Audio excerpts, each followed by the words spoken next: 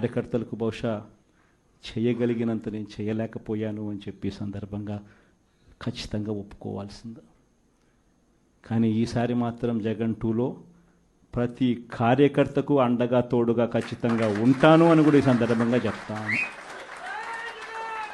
ఈసారి జగన్ 2లో ప్రజలకు తోడుగా ఉంటూనే మరోవైపున కార్యకర్తలకు కూడా అండగా వాళ్ళ ఇంటికి పెద్దన్నగా వాళ్ళకు తోడుగా ఖచ్చితంగా ఉంటానని సందర్భంగా ఖచ్చితంగా చెప్తాను. వీళ్ళు దిక్కుమాలిన పాలనలో ఏ మాదిరిగా పాలన చేస్తూ ఉన్నారో కూడా మనమంతా చూసాం. మన తిరుపతి మీ అందరికీ కనిపించుంటుంది. నిజంగా ఈ ఒక్కొక్క కార్పొరేషన్లో వీళ్ళకున్న బలం ఎంత అని చెప్పి చూస్తే తిరుపతి కార్పొరేషన్లో 49 ఉంటే 48 వైఎస్ఆర్సీపీ గెలిచింది. తెలుగుదేశం పార్టీ 1. ఆ 1 గెలిచిన చోట డిప్యూటీ మేయర్ వాళ్ళ మనిషి అని చెప్పి వాళ్ళు చాలా ఏదో గొప్ప కార్యము ఘనకార్యము చేసినట్టుగా వాళ్ళు చెప్పుకుంటా ఉన్నారు. వైఎస్ఆర్సీపీ కార్పొరేటర్లు ప్రయాణం చేస్తూ ఉన్న బస్సును పోలీసుల ద్వారా వీళ్ళే అడ్డుకుంటారు. పోలీసుల ఆధ్వర్యంలో వీళ్ళే దాంట్లో ఉన్న కార్పొరేటర్లను కిడ్నాప్ చేస్తారు. మళ్ళీ వీళ్ళే ఎన్నికల్లో మేమే గెలిచాము అని చెప్పి డిప్యూటీ మేయర్లుగా మావాడే గెలిచాడు అని చెప్పుకునే కార్యక్రమం. ఆ కార్పొరేటర్లు పాపం వచ్చిన తర్వాత వాళ్ళు చెప్పిన గాథలు మీడియా సమక్షంలో మనం అంతా కూడా చూసాం.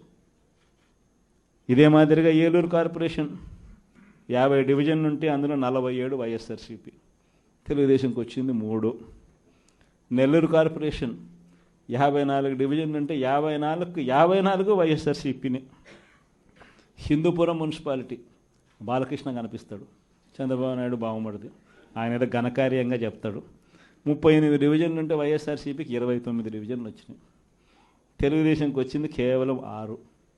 దాంట్లో ఏదో పదవి ఏదో వచ్చిందని చెప్పి ఘనకార్యంగా చెప్పుకుంటా ఉన్నారు.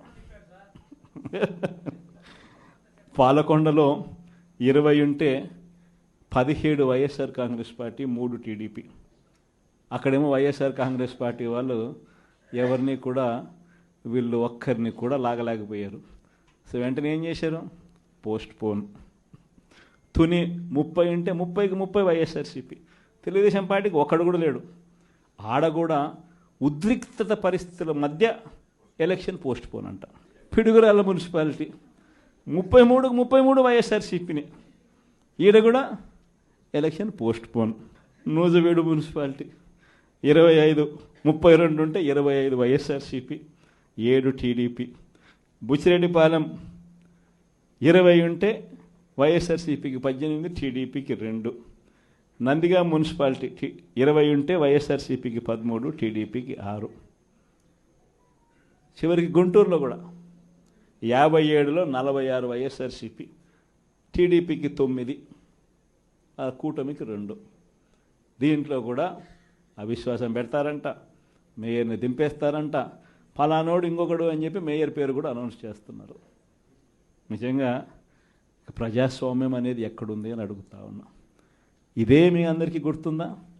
ఇవన్నీ ఎలక్షన్లన్నీ ఇవన్నీ లోకల్ బాడీ ఎలక్షన్స్ మన ప్రభుత్వం ఏర్పడ్డాక 3 సంవత్సరాల తర్వాత జరిగింది. అంటే కోవిడ్ నుంచి బయటపడిన తర్వాత ఎన్నికలు జరిగాయి. ప్రజలు అటువంటి ఎన్నికల్లో వైఎస్ఆర్ కాంగ్రెస్ పార్టీకి ఇలాంటి నెంబర్లతో ప్రజలు పట్టం కట్టారు. అంత బాగా పరిపాలన చేశాము అని చెప్పి ప్రజలు పట్టం కట్టారు.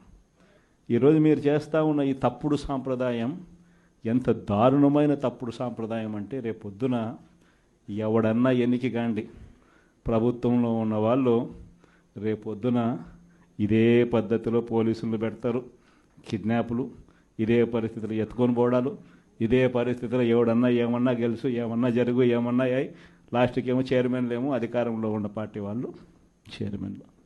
ఇదే ప్రజాస్వామ్యం, ఇదే మనకు కావాల్సిన ప్రజాస్వామ్యం.